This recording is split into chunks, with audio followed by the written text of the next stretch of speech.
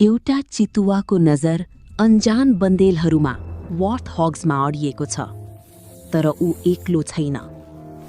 कालो गोमन आफ्नो गुडमा फर्कदैछ।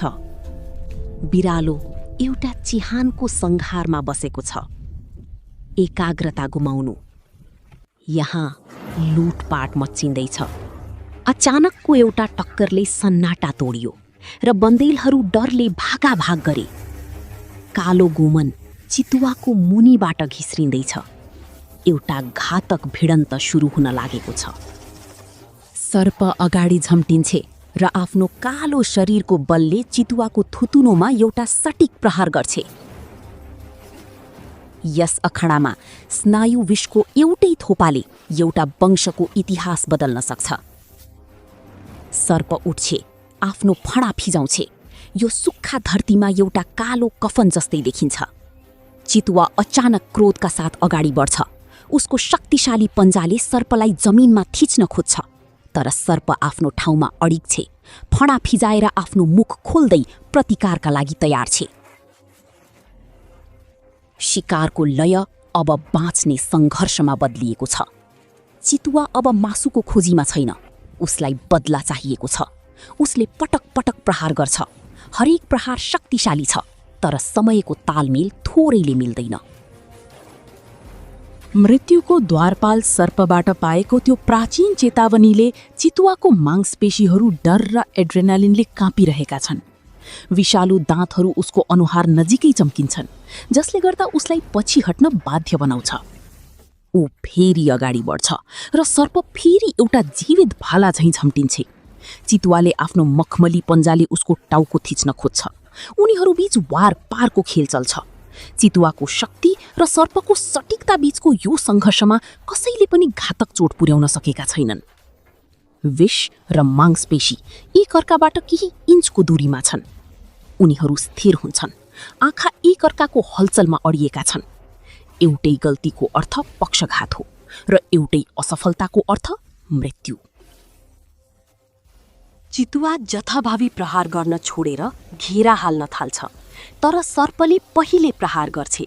फणा र दाँतको त्यो आक्रमणले चितुवालाई पछाडि धकेल्छ। चितुवाको आत्मविश्वास टुट्छ। सर्प निरन्तर अगाडि बढ्छे। चितुवाको शरीर हल्लिन्छ। मांसपेशीहरू नियन्त्रण बाहिर हुन्छन्। उसका खुट्टाहरू बिस्तारै चल्न थाल्छन्। विषले आफ्नो शान्त काम सुरु गरिसकेको छ। बल घट्दैछ, नियन्त्रण गुम्दैछ।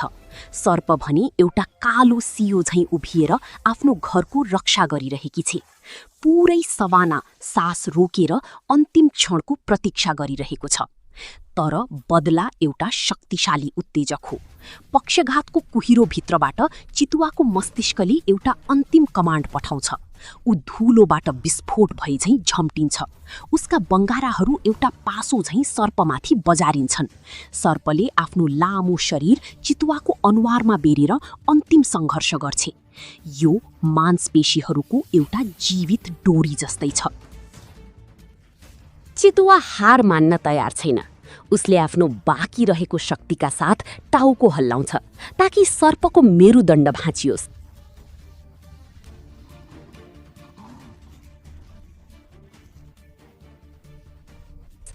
विषले गर्दा उसको होस हराउँदैछ र खुट्टाहरू गरुङ्गो हुँदैछन्। बिस्तारै सर्पको शरीर खुकुलो हुन्छ। चितुवा जितेको छ। ऊ आफ्नो विजय उत्सव मनाउन र छहारीतिर जान खोज्छ, तर उसको शरीर अब उसको नियन्त्रणमा छैन। खुट्टाहरू सिसा जस्तै गरुङ्गो भएका छन्। उसले आफ्नो शत्रुको निर्जीव शरीरलाई भुइँमा खसाल्छ र आफू पनि त्यहीँ ढल्छ। जुन मांसपेशीले कहिल्यै राज गर्थे, आज ती चल्न नसक्ने भएका छन्। दोस्रो भाग, पोथी चितुवा र शिकार। सुक्खा घाँसको माथि गर्मीको लहर देखिन्छ। यस्तो खुला मैदानमा हलचल गर्ने जो कोही सजिलै देखिन्छन्। पोथी चितुवाको नजर घाँसमा भएको हलचलमा अडिन्छ। उसले आफ्नो शरीर तल झुकाउँछ र जमिनमा पाइला टेक्छ। चितुवाहरू प्राय छोटो दौडमा विश्वास गर्छन्, किनभने सुरुका केही सेकेन्डले नै सबै कुराको निर्णय गर्छ। ऊ अगाडि बढ्छे र दौडिन थाल्छे। इम्पालाहरू अचानकको हलचलले तर्सिएर भाग्छन्, तर चितुवाको लक्ष्य उनीहरू होइनन्। उसको निशाना त घाँसमा लुकिएर बसेको एउटा सर्बल हो। अम्बुस शिकारमा अचानकको आक्रमण नै सबैभन्दा ठूलो हतियार हो। माथि रुखको हाँगाबाट चितुवाका डमरुहरूले हेरिरहेका छन्। उनीहरूका लागि चितुवा जस्ता ठूला शिकारीहरूबाट सधैँ खतरा हुन्छ। पोथी चितुवा आफ्नो शिकारलाई मुखमा च्यापेर आफ्ना बच्चाहरूतिर लाग्छे। एउटी आमाले आफ्ना बच्चाहरूलाई बारम्बार खुवाउनुपर्छ, किनभने बढ्दो शरीरलाई ऊर्जा बढी चाहिन्छ। खुला ठाउँमा शिकार बोकेर हिँड्दा रगतको गन्धले अन्य शिकारीहरूलाई आकर्षित गर्ने डर हुन्छ। ऊ आफ्ना डमरुहरू कहाँ पुग्छे र उनीहरूलाई चाटेर माया गर्छे। सानो चितुवाले शिकारलाई चलाउँदै आफ्नो पकड परीक्षण गर्छ। त्यसपछि उसले एउटा ढलेको रुखको खोपिल्टोमा बसेर खान थाल्छ। रुख चढ्नु चितुवाको मुख्य फाइदा हो। बलिया हातखुट्टा र धारिला नङहरूले गर्दा उनीहरू रुखमा सजिलै चढ्न सक्छन्। लामो पुच्छरले सन्तुलन मिलाउन मद्दत गर्छ। शिकारलाई रुखमा लैजानाले हुडार वा सिंहले शिकार खोस्ने डर हुँदैन। रुखको उचाइमा बसेर खाँदा सुरक्षित भइन्छ।